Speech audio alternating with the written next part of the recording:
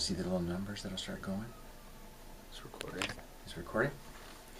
Good morning. We're here with Rod Neff. This is Edmonds Woodway High School and the City of Edmonds Museum Oral History Project. And today's date is September 1st, 2012.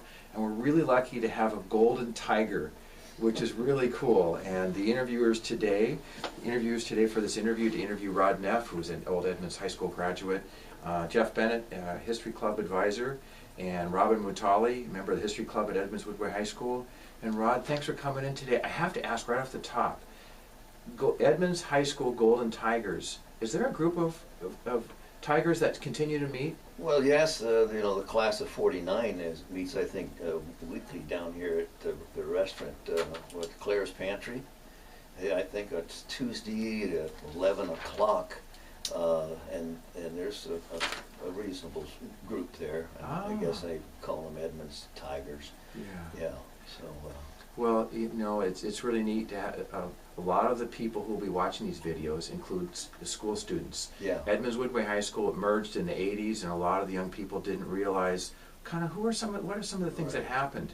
Right. So, Rod, as a young person, and you're in Edmonds High class of 53. 53. As a young person, tell me a little bit about where you grew up. What was the area in grade school and that kind of thing? Right. Well, I was born in Burbank, California in 1935, and then with my father and my family, we moved up here to Washington in 1943, and that was during the World War II. Oh. And so anyway, a lot of the people, the men where you were working were frozen to your job. You couldn't just say, well, I'm going to move here and move there. But my dad didn't work for a company. He was a cabinet maker, private individual. And so anyway, we moved up here in '43, and as we come into Seattle, Boeing Aircraft Company was all camouflaged. You couldn't, from the air, it looked just like city streets. And of course, you could still drive on the streets underneath it, but they had this nettings and stuff like that depicting a city, a continuation of the city, masking and hiding the airfield and stuff like that. Anyway, we settled up at Martha Lake, and all the roads were gravel. There was only a couple hard surface roads, and there was a hard surface road from Highway 99 into Alderwood. It was a concrete road, and all the rest of them were gravel. And the school district, by the way, had only 3 school buses, and they were old. A couple of them, I think, were 1934 Macs. Mac, M-A-C-K, is a truck, and they built bus bodies on it. Real old one.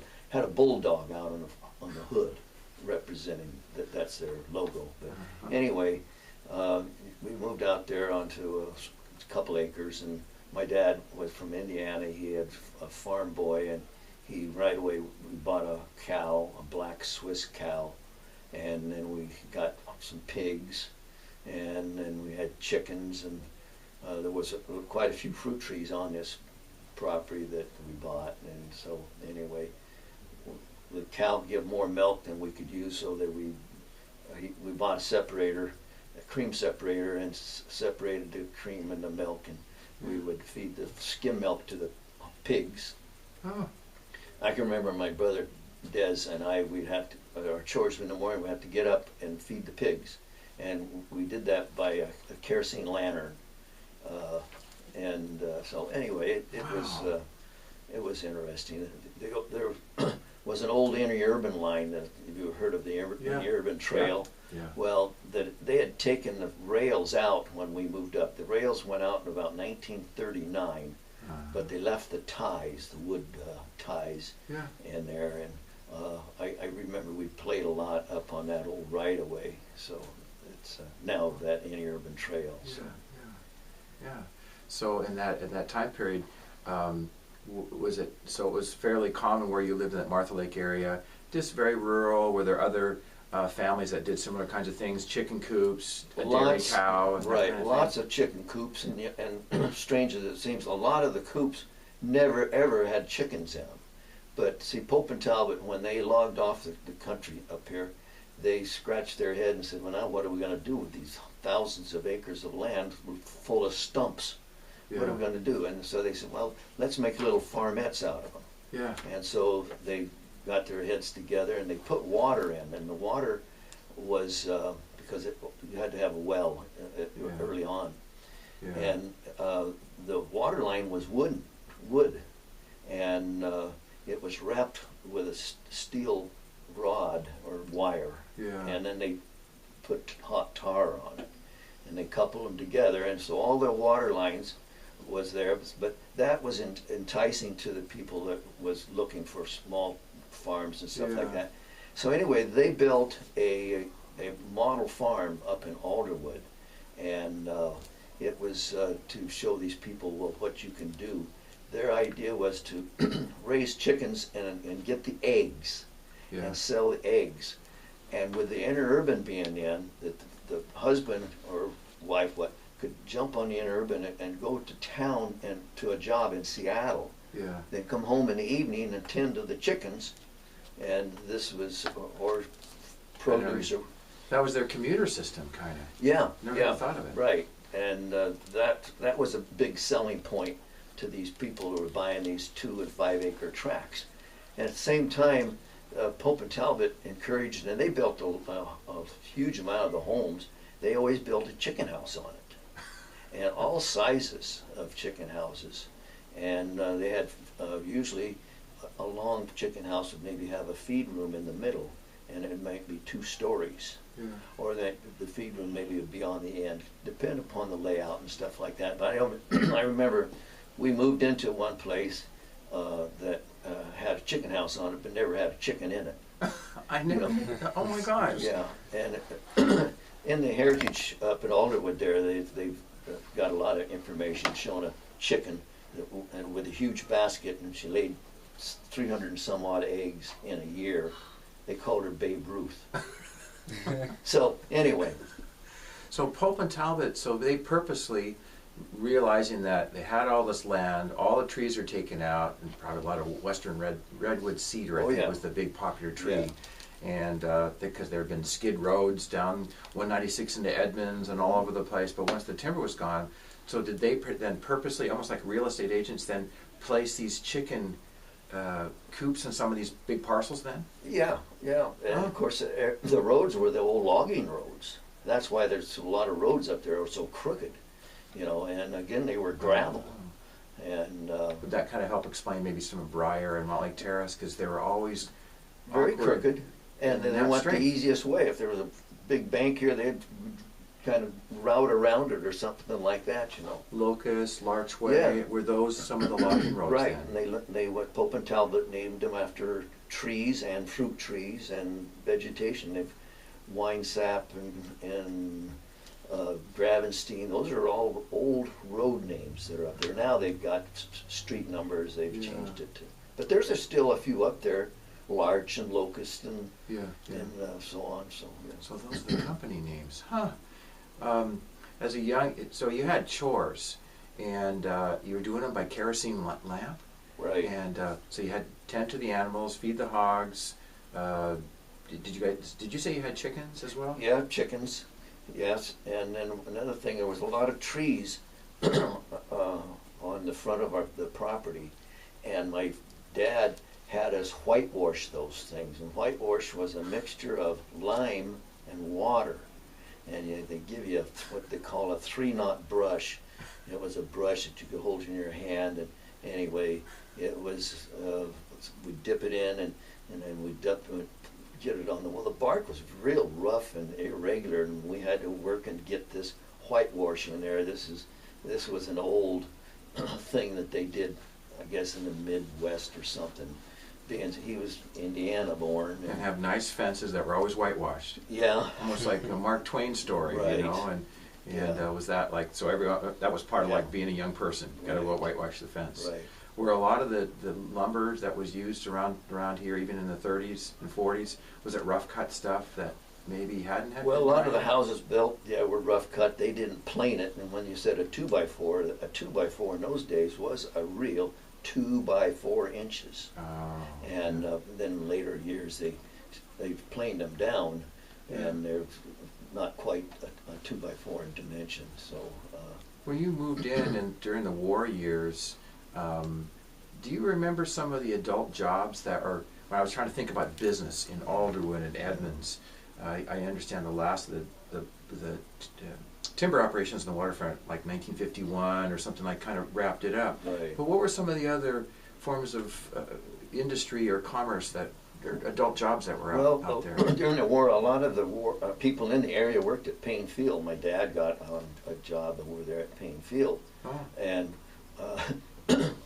we could hear them play the taps at night over there at Payne Field. Now, see, all the vegetation hadn't really grown up like it has now, and of course that blocks off sound, your vegetation. And the trees, there was trees, and they were huge trees, but when the wind was right, we could hear them play the taps from Payne Field. Did it have a fair amount of like military Oh, it was a large going field. on, and because I've heard stories about Mukilteo and the ferry landing, and I think they call it Japanese Gulch or something or other, right. and supply ships and all kinds of things were going on. So your dad worked up there. What Right. kind of? He was a carpenter, and of course they were really busy. I had a lot of people up there. They were P-38s. That's a Lockheed air-built airplane, and my dad worked for Lockheed down in Burbank, California. Mm-hmm. But anyway, they had a squadron of P-38s out there. I can remember them flying over, and so. But there was a lot of employment there, and and at Boeing. Boeing had a plant.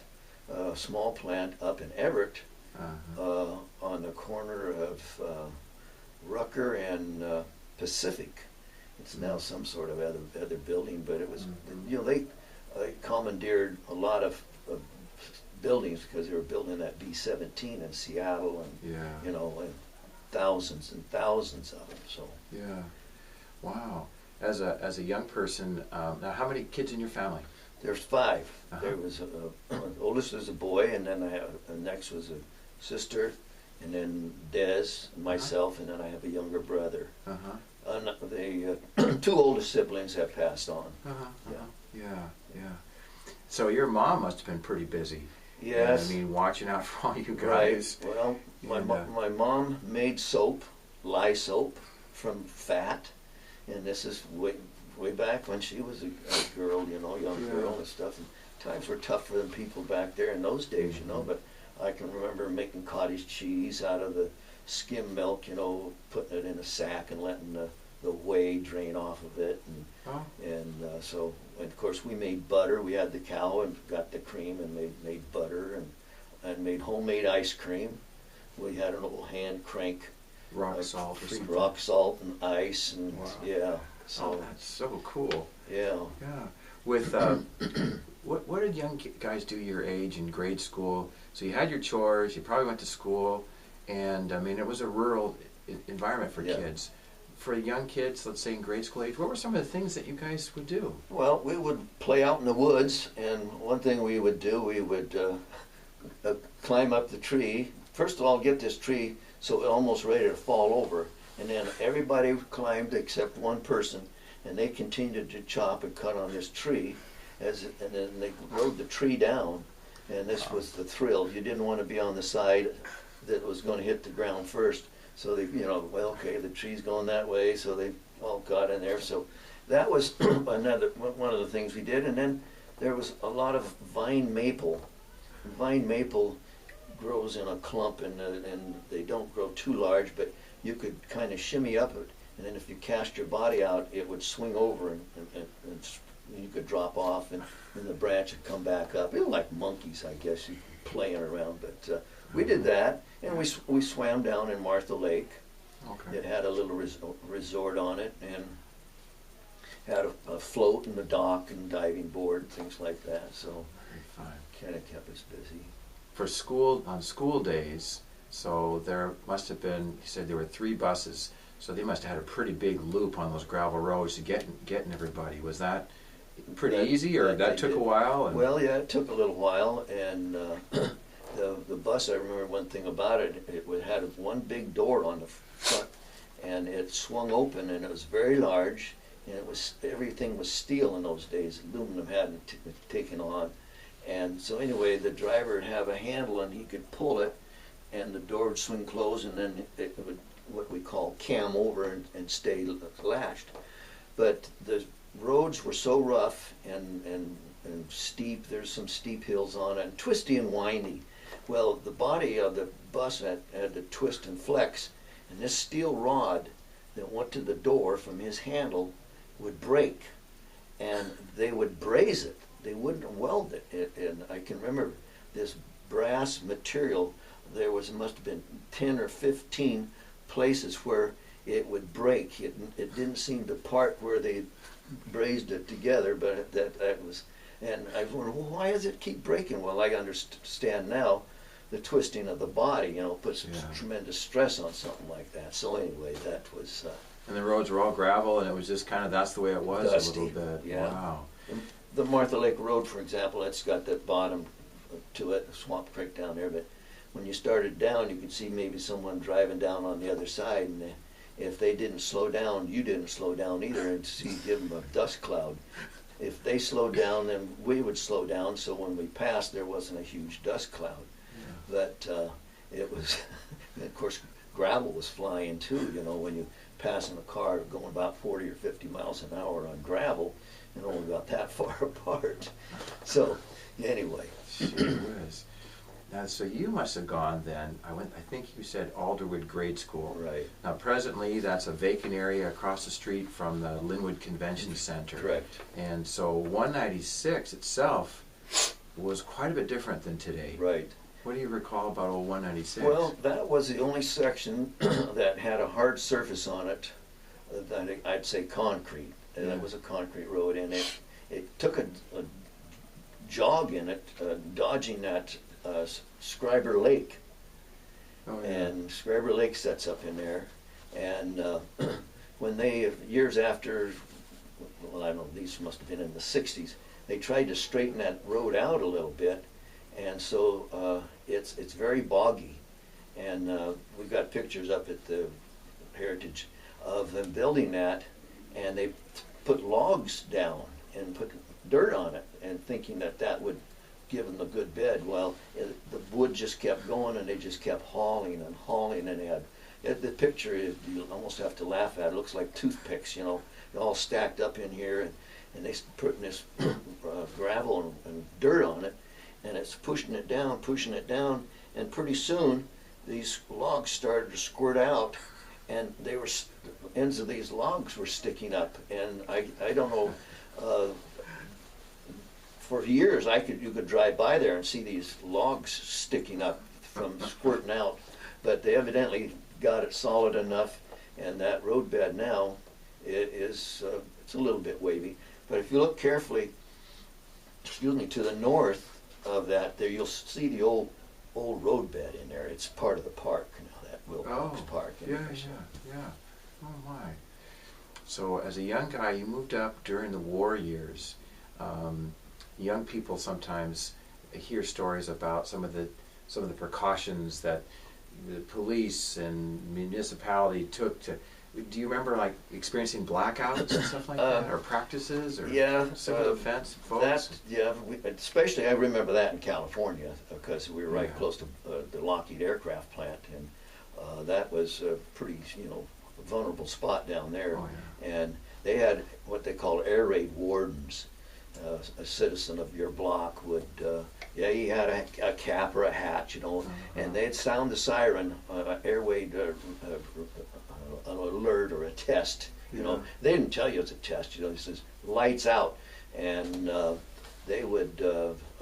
I think they pulled the power in the big, what do you call it, substation. Yeah. And I can remember my dad. He built shades so they could blackout shades so he could put on the windows or something. But anyway, I remember him saying he was a smoker, and he took his cigarette lighter and lit it and went flip like that, and the light come on, and bam, there was an air raid warden there right now. Put that light out. Like he must have been standing next to him. He was there right now. And so they were really strict on that. So in case, for the Japanese, they shelled the coast of California. They had some fuel tanks along the coast down there, and it's no military secret. The Japanese had a sub. They surfaced and took some shots at those tanks, but nothing ever ignited. Yeah. So.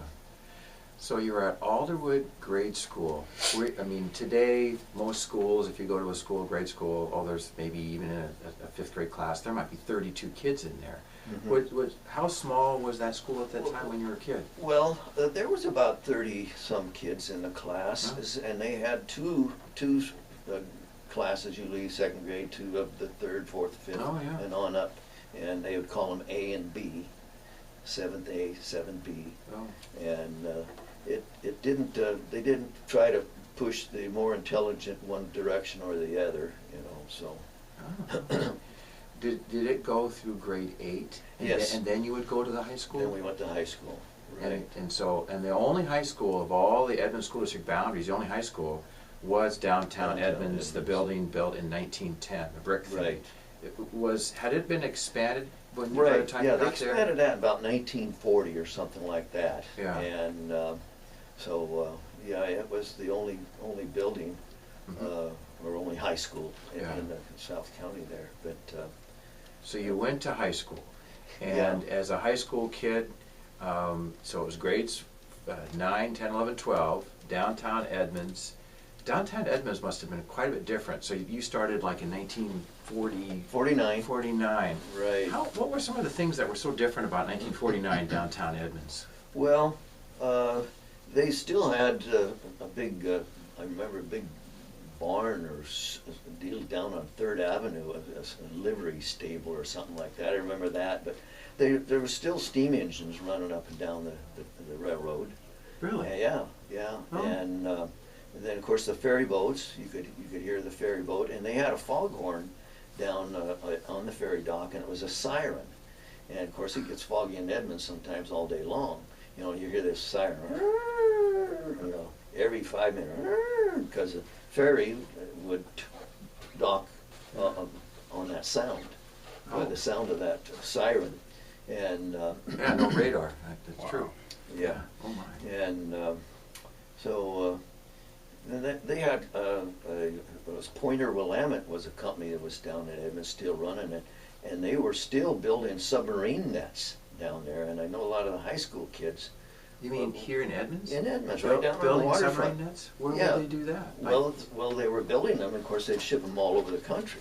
But the submarine nets, they had them in the waterway leading into Bremerton Shipyard. Oh. And they had them on log booms or something. And when a ship went through, they'd open it up, and a big ship could go through, and they'd pull it back. And they were made out of a real strong cable. And this was quite a job. The hoops, I have to talk to some of these guys that. But Edmonds people were making them. Oh yeah, then a lot of young kids working down there, young high school guys, because these wires, they had to weave them around and make a loop, and then the next loop would be interwoven, and they would, that's for these ports and stuff. That's what they used as for anti-submarine. Kind of where along the waterfront would that have occurred? Because I remember Andy's Boathouse south of the ferry dock. Yeah, this was probably close to between Arnie's and Anthony's, somewhere along there. Lafarge and Eggy, or something like that. Yeah, so it was loaded with shingle mills. You know, there was just when all the wood was being cut and everything. So people we've talked to talk about the mills had different whistles or something to that effect. They could have. I wasn't aware of that. Of course, up at Alderwood, I got down here a little bit, but I really didn't come to Edmonds until I got into the high school. And of course, we turned out for sports. And what kind of sports did you do? Well, I ran in track, and I tried to turn out for football, but I was too small. I didn't. I just didn't find a position for me. But I turned out for track. And what were your events? Well, I ran the low hurdles, short legs, but I made it over it. The low hurdles and the 100-yard dash, and sometimes the 220. I ran the 220 in the relay, the 880 relay, and I lettered for 3 years. I got a letter as a freshman, which isn't always all that happened, but I was on the relay team, and we placed in the district. And if you placed in the district, you could get a letter. Yeah. Oh, wonderful. And then a sophomore year, I guess I didn't letter, but I got a letter in the junior and senior year. So. And the track team would have practiced here at the Civic Field, Right. Roughly the same cinder track. Right. And you guys would use the field house, which is the Boys and Girls Club. Right, that was a shower room. And I believe those stands were the stands that were there for everything, For a football long and the big time, events. yeah. Some early ones, I don't know if they burned down, but they had a fire or something in them. Yeah.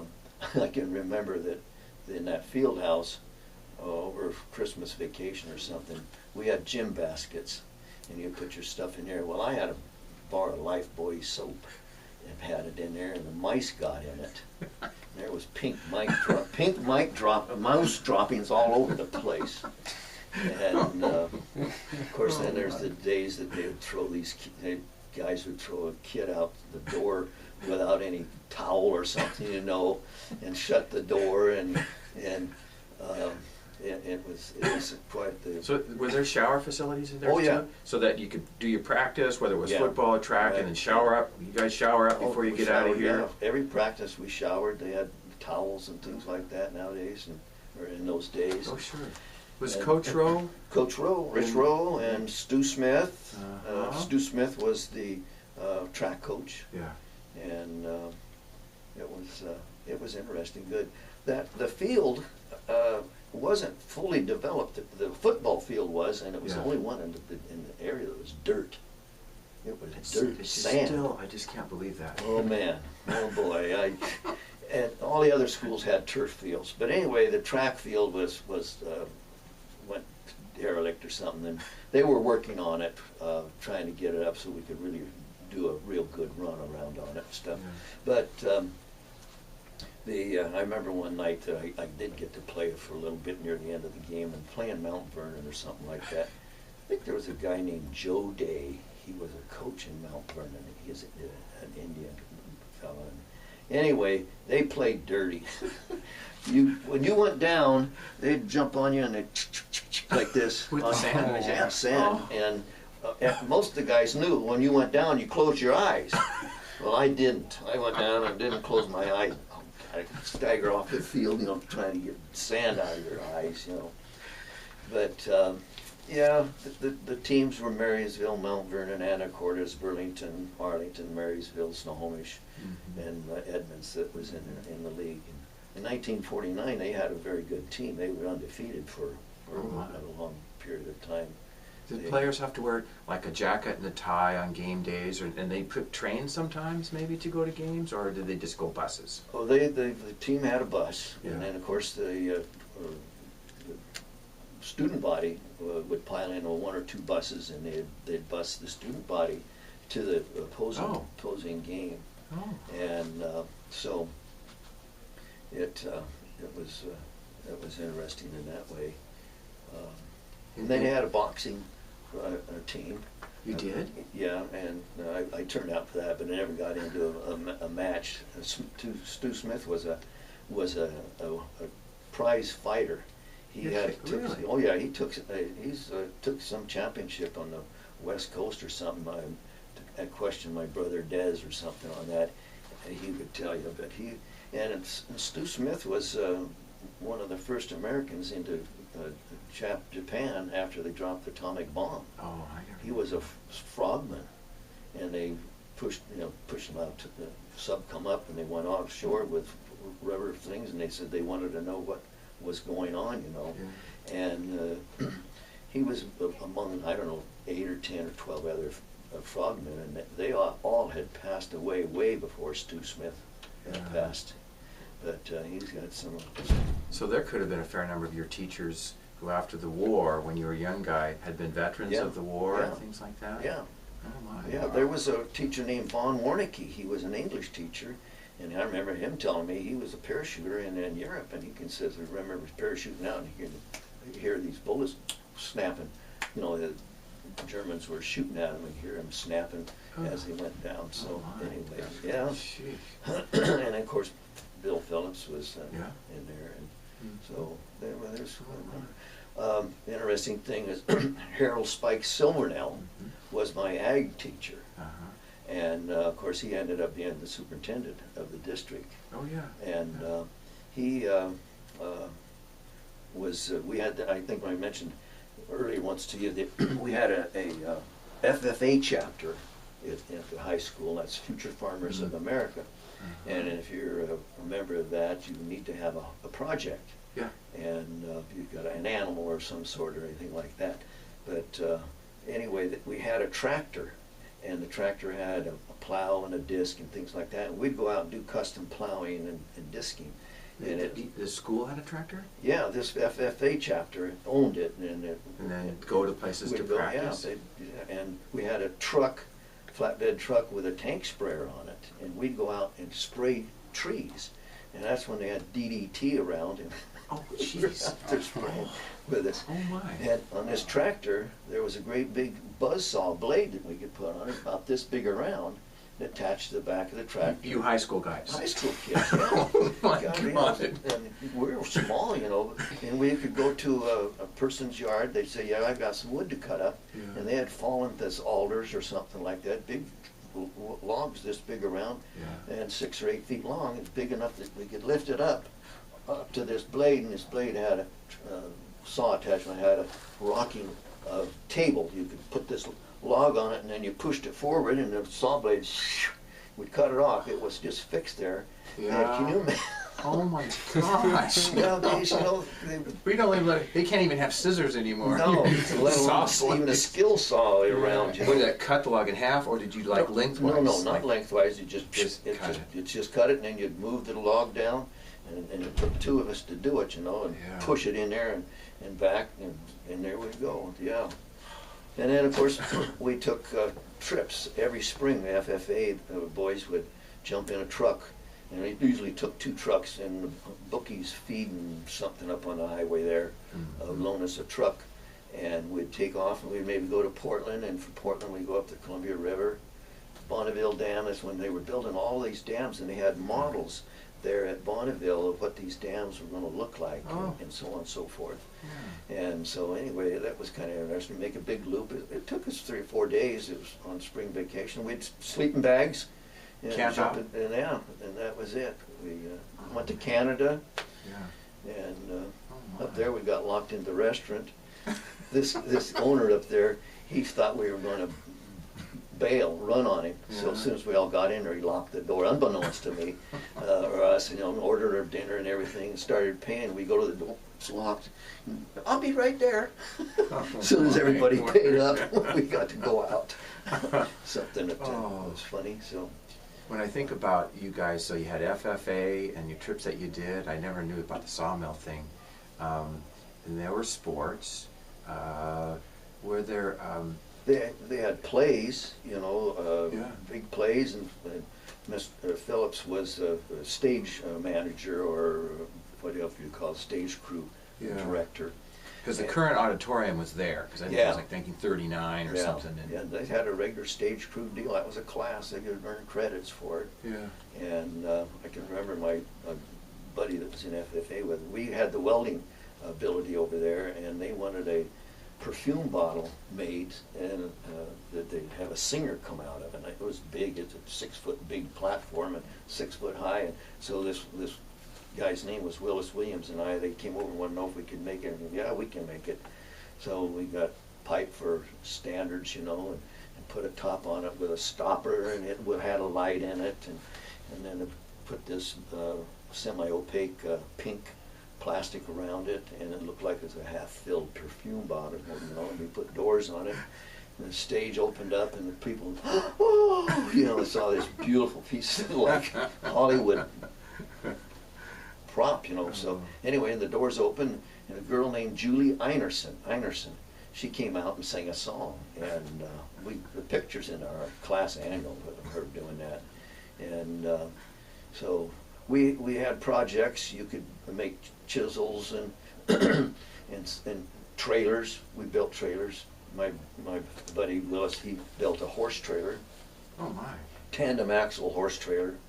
I built just a little cargo trailer, and it is still around. What do you mean, like around town? Well, Or- yeah, I think it's in California, Arizona now, but I bought a special axle for it and Yeah. everything. So. All right, so there was, we're down to 5 minutes. So metal shop, wood shop, theater, sports. Got to tell you another thing. Yeah. We even had a cider press as an FFA. We'd go out and gather apples in the neighborhood. We pressed up apple juice and cider, and and we sell it at the football games. No way. Oh my Yeah, God, can that's you imagine wonderful. that happening nowadays? Safety and health standards, they pass out. Yeah. Oh my Oh, it goodness. did a lot of things. Oh man. You know what? I've got 5 minutes left. I was, you know, the high school experience is something that's so different now. So you had dances, I think, were held at the gym. Yeah. I think there was a building, an opera house that sometimes would serve for that, but maybe there was the gym because the gym was built. Most of the school dances were held there, but then after football games or maybe things like that, there was down at the, I don't know, it's a Mason Hall or something. It's down here on, I think it's Dayton. Near right? Middletown? Yes, Yeah. on Dayton Street. Yeah, So right near there the. would be activities there? Yeah, yeah.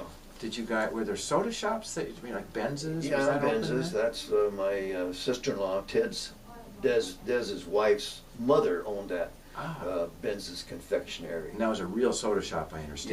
Yeah. I mean, Yeah, with the spigots yeah. and all that stuff. Marble bar and.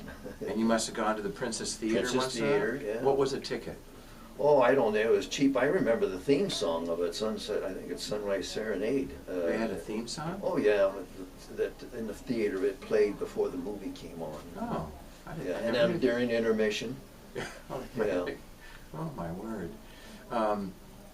We've got just a couple minutes left.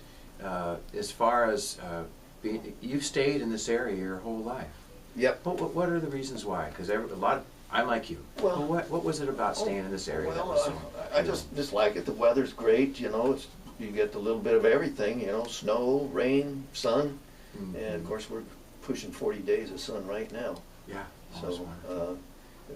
and of course then my family was here, and I went in the military, and I ended up over here in Olalla, and met my wife and married her, and so Yeah. And you get together with some of your tiger buddies once in a while? Is that? Yeah. So there's a little group that gets together and has breakfast from time to time, Right. or that yeah, kind of thing? yes. And so I just keep staring at that golden tiger, you know. As an Edmonds Tiger of 1970, I'm so glad that folks get together. It's just really neat. And I want to thank you so much, Rod. Last question.